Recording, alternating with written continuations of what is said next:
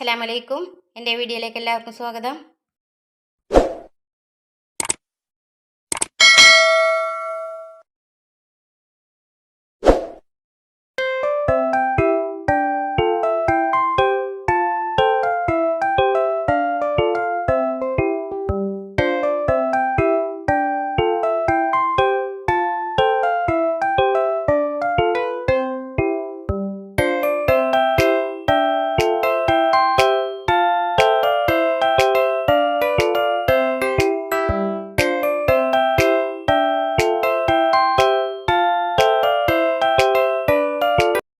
അപ്പം ഇന്ന് ഞാൻ വന്നിട്ടുള്ളത് ഒരു മുട്ടക്കറി ആയിട്ടാണ്.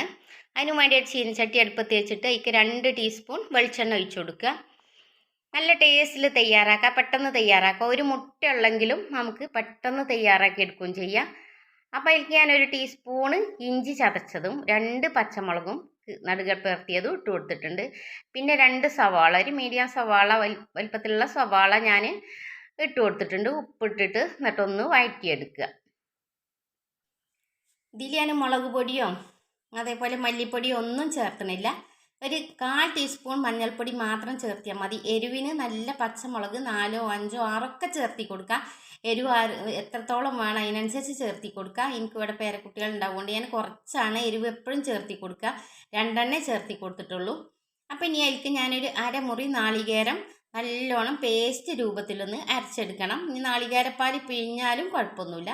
ഞാനിവിടെ നാളികേരപ്പാൽ പിഴിയല്ല. ഒരു നാളികേരത്തിൻ്റെ മുറി നാളികേരത്തിൽ 1/2 കപ്പ് വെള്ളം ഒഴിച്ചിട്ട് നല്ലോണം ഒന്ന് അരച്ചെടുക്കുക.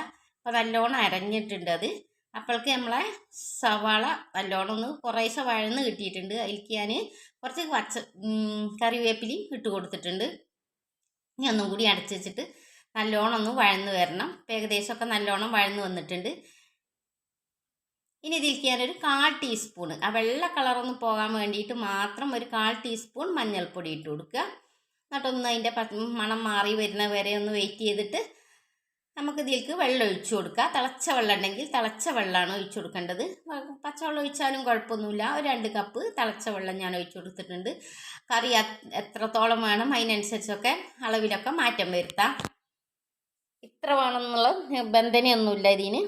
അപ്പോൾ ഇത് തിളച്ച് വന്നിട്ടുണ്ട്. അപ്പോൾ ഇതിലേക്ക് ഞാൻ 2 മുട്ട പൊട്ടിച്ച് ഒഴിച്ചു കൊടുക്കുകയാണ്. 2 മുട്ടേനെ അതിലേക്ക് ഒഴിച്ചു കൊടുക്കണം. ഇനി ഒരു മുട്ടയായാലും കുഴപ്പമൊന്നുമില്ല. ഒരു മുട്ടയായാലും നല്ല ടേസ്റ്റ് തന്നെയാണ് കറിക്ക്. അപ്പോൾ ഇത് ഞാൻ കുറച്ച് നേരം ഇങ്ങനെ ഒന്ന് കട്ടയാവാൻ വേണ്ടിയിട്ട് വെയിറ്റ് ചെയ്യുക. എന്നിട്ട് നാളികേരം അരച്ചത് ഒഴിച്ചു കൊടുത്തിട്ട് നമുക്ക് കുറച്ച് മല്ലിച്ചപ്പും അതിൻ്റെ മേലിട്ടിട്ട് വാങ്ങി വെക്കാം.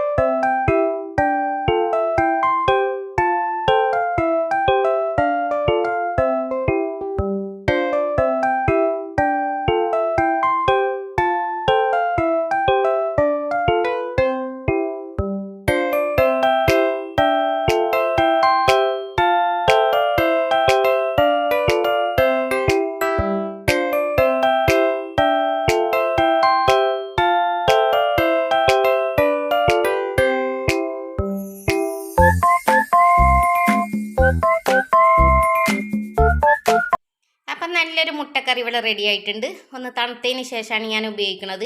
ഞാനിത് ഓട്ടടയിലേക്കാണ് ഉണ്ടാക്കുന്നത്. നല്ല ഹോളൊക്കെ വന്നിട്ട് നല്ല ഓട്ടടി നല്ല ശരിയായി വന്നിട്ടുണ്ട്. അതിലേക്കാണ് ഞാൻ ഉണ്ടാക്കിയിട്ടുള്ളത്. ഇനി നമ്മളെ സാധാരണ അപ്പത്തേക്കും നൂലപ്പത്തേക്കും ഒക്കെ നല്ല ടേസ്റ്റ് തന്നെയാണ് കഴിക്കാൻ. അപ്പോൾ ഇതിക്കൊന്ന് ഒഴിച്ച് നോക്കിയിട്ടൊക്കെ ഒന്ന് ടേസ്റ്റ് നോക്കട്ടെ. അപ്പോൾ ഉപ്പൊക്കെ പാകത്തിനനുസരിച്ച് ഇട്ട് കൊടുക്കാം. അപ്പോൾ ഇന്ന് ഇതാണ് ഞാൻ ഉണ്ടാക്കിയിട്ടുള്ളത്. അപ്പോൾ വീഡിയോ ഞാൻ ഇവിടെ അവസാനിപ്പിക്കുകയാണ്. വീഡിയോ എല്ലാവർക്കും ഇഷ്ടമാവുകയാണെങ്കിൽ സബ്സ്ക്രൈബ് ചെയ്യാനും സപ്പോർട്ട് ചെയ്യാനും മറക്കരുത്. മറ്റൊരു വീഡിയോ ആയിട്ട് വീണ്ടും കാണാം ഇൻഷാ അല്ലാഹ്.